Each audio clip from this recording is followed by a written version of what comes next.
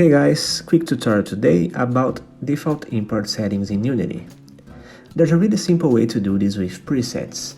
Find any sprite that you already have in your project and click on it to show its data on the inspector.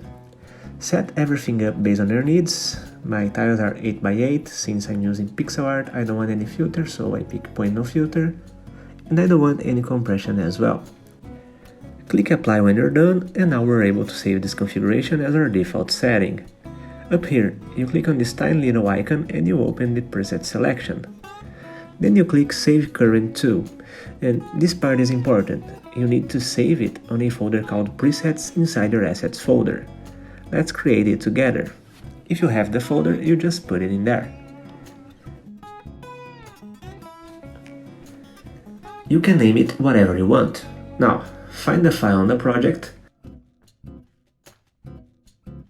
click on it, and you just need to click this Add to TextureImporter Default button, and you're good to go.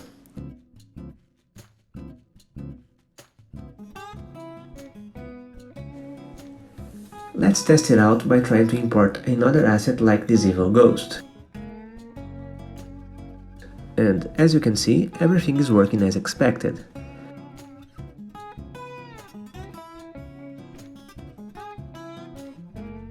If I remove the file we just created, delete this asset and try to re-import it, you'll see it loads with Unity default texture configurations. So yeah, that's how it's done. Thanks for watching, bye!